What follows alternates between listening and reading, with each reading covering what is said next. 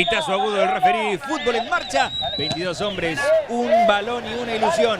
Subir a la máxima categoría del fútbol paraguayo, ya juegan en la Chacarita Resistencia y Rubio Ñu por la quinta fecha de la división intermedia. Y apareció Maidana allí para presionar en la salida. Recupera Rubio Ñu, balón para Oviedo, lo marcaba Burgos, va Oviedo, el remate de derecha.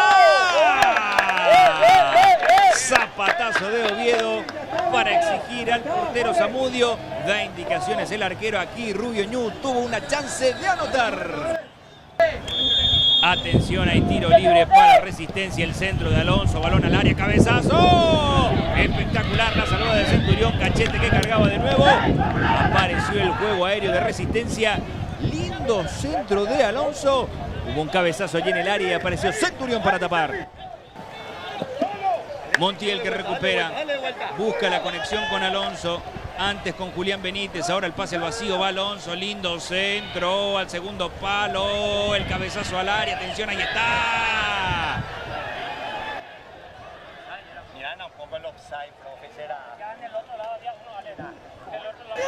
Aparece la cobertura de Alexander González, le queda Julián Benítez, arremete y va, pelota en el área, primero en camino, juega Villamayor, cayó, penal.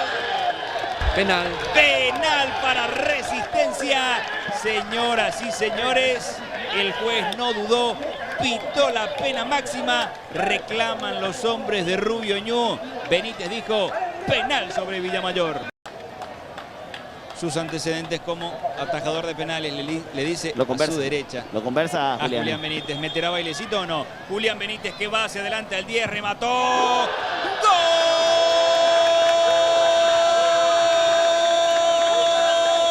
El baile de Juli. ¡Gol!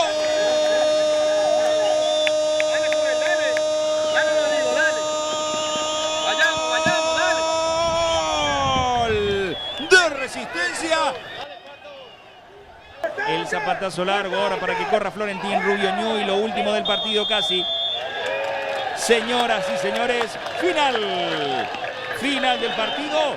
Resistencia venció a Rubio Ñu 1-0.